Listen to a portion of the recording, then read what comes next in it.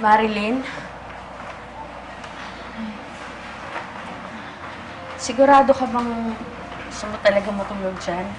Pwede naman tayo magsiksikan sa taas eh. Ayos lang po ako dito. Hindi na po ako alalahanin.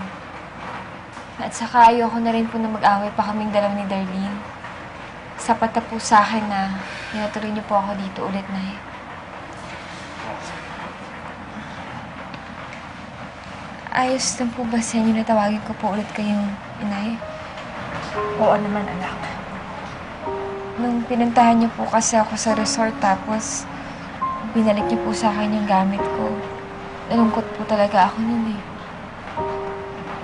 Akala ko po kasi hindi ko na kayo makikita ulit. Nay, alam niyo po ba na miss ko na kayo? Patawarin niyo na po sana ako kung akala niyo po nagbago yung ugali ko.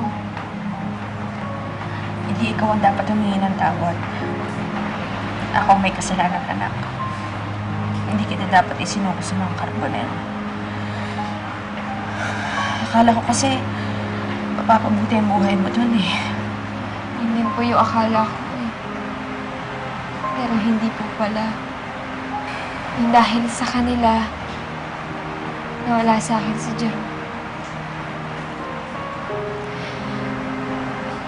Hindi ko po sila mapapatawad.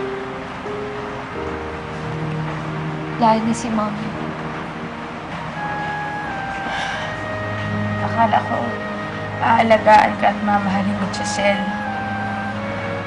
Dahil kasama niya ng tunay niyang anak. Nay, alam niyo po, malayong-malayo kayo sa kanya. Iba po kayo magmahal tsaka mag-alaga.